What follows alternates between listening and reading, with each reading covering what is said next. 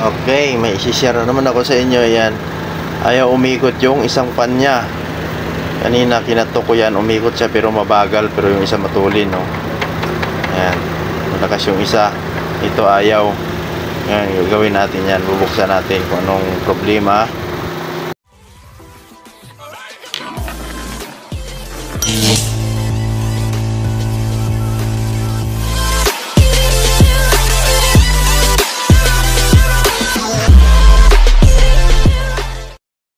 Okay, ito na. Titirahin na natin to. Bubuksan na natin itong motor niya sa loob. Titingnan natin. Yan, ito yung ilisi niya. Ito yung nut niya. Tinimim yung nut. Yan, tapos may tornilyo sa rito na tatlong 8mm. Ito yung pinaka-tornilyo niya. Nag-hold sa motor, pati sa bracket. Babaklasin natin to, titingnan natin yung laman kung anong nangyari, bakit ayaw siya umikot ng mabilis. Mabagal siya kailangan mo siyang tuktukin sa likod para umikot. Ibig sabihin okay yung linya. Yung problema dito sa motor, may magnet to, medyo malakas yung magnet niya, kaya kailangan sikwatin dito. Pag nagbukas kayo nito guys, dahan-dahan lang sa pagsikwat para hindi mabingkong yung housing niya. Kasi pag nabingkong, medyo problema na yung motor niya pag umikot sa sabit. Kita nyo naman yung rewind niya. Yan, manipis lang. Ayan, medyo makunat siyang hugutin. Tapos yung mga bearing niya sumasayaw na, giwang na yung bearing. Ayan, natanggalan natin.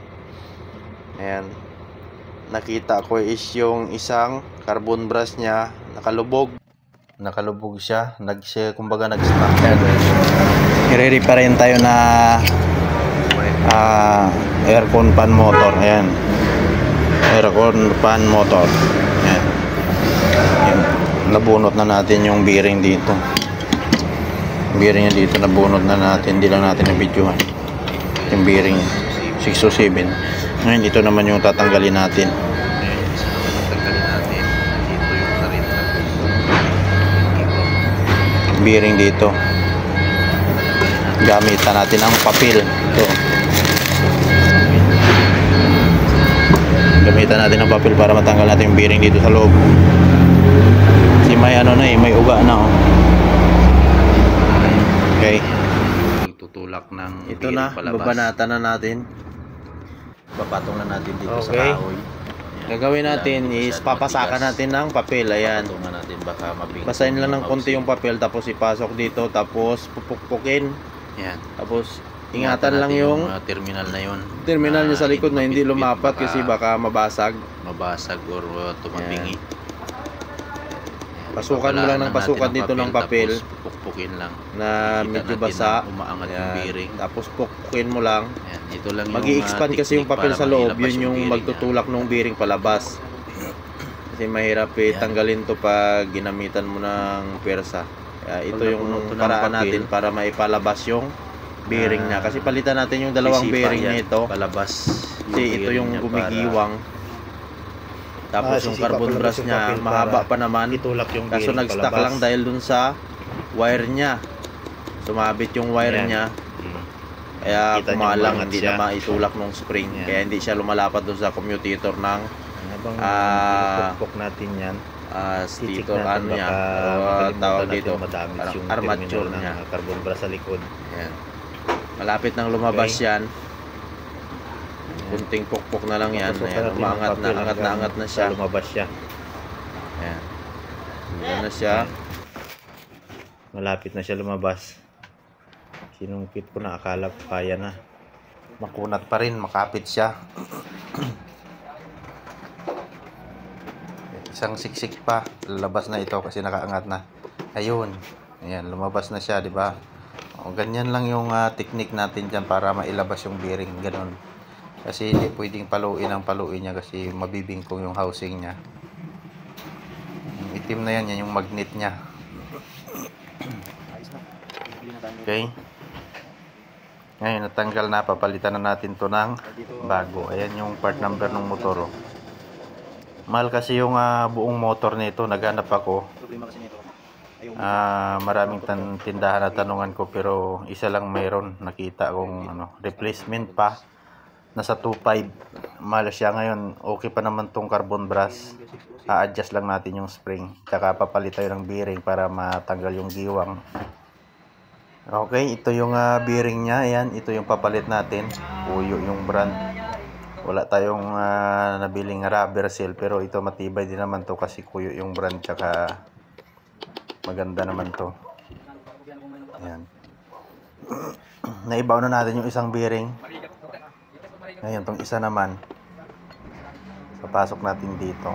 Ilalapat lang natin dun sa Tapos yung pag-ipalo nito, dahan-dahan lang yung hindi masyadong malakas kasi baka bumaluktot yung shaft nito. Okay, ayan. Pasok na natin. Tapos ito yung carbon brush niya.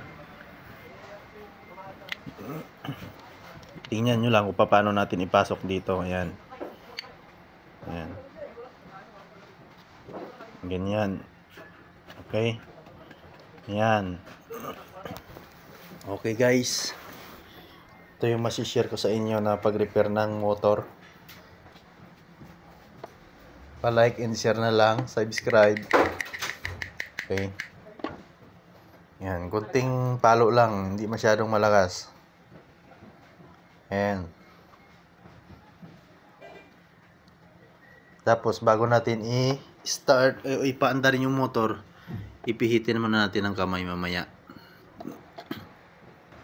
Ito yung bearing, ay yung isa, yung cover nya. Ayan, may magnet yan guys, malakas, kaya kailangan pag pinasok nyo, yung kamay nyo na isa nakabara dito sa butas para hindi siya biglang tumulak. Para alalay lang yung pagpasok ng bearing. Kasi pag tumabingi, baka mahirap ilabas. Okay. Ayan, ikakabit na natin siya sa housing niya. Okay. Ayan, may tatlong bolt to. Yung 8mm yung bolt nito, tatlong piraso.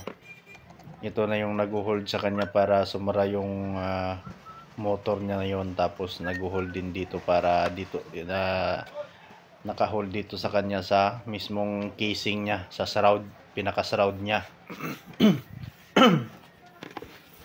Ayan, higpitan lang natin tong tatlong 8mm na bolt niya. Tapos ikabit na natin tong sakit sa likod niya. Ayan. Okay. Okay, kakabit na natin tong pan niya. Pan blade.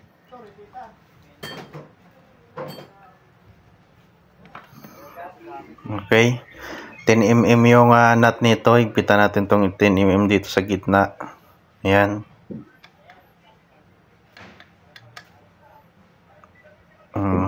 Okay. Alalay lang yung pag-higpit, baka ma-illustrate natin. Ayan. Okay. Ayan, spin natin para i-check natin kung pre-wheel ba yung motor niya. Ayan, pre-wheel siya. Ngayon, titisting na natin to. Ayan, titistingin natin to kung effective ba yung gawa natin. Effective yung pag-repair natin dito.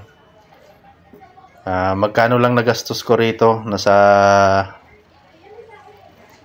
wala pang hindi pa lumagpas ng 200 yung piyesa na ginamit ko rito. Ayan, nakita natin na umikot siya, malakas. Malakas yung andar niya, ayan. Kaya niyang, ayan, hindi ba? Kita niyo yung galaw niya. Kaya niyang itakbo yung katawan niya. Yung buong shroud niya. Kaya niyang itulak sa lakas. Ayan, kita nyo kahit nakapatay na, ang ganda pa rin ang ikot. Dahil napalitan natin ng bearing. Maganda yung bearing niya, wala siyang sayaw. Okay. Ayan siya, oh. Okay, dito na tayo. Ikakabit na natin siya. Ayan. Dito yan nakakabit kasi yung isa niya gumagana, malakas yung isa niya. Ito lang yung hindi umikot nung pinalitan natin ng timing belt nung pagpaandar kasi natin, kasi matagal na tong papagawa sa atin na yung tagas lang yung problema, kaso lang hindi na natin pinaandar nung ginawa natin kasi para ayaw kung gumawa na mainit yung makina. Kaya dito ko lang na-check nung pinaandar ko na tapos gawa ng timing niya. Napansin ko nga to, hindi umikot tong isa. Okay, start na natin. Yan. Yan, umandar na siya. Yan, malakas na yung andar. Pa-like and subscribe na lang guys. Maraming salamat sa inyo. Sana may nakuha kayong idea paano i-repair. Thank you.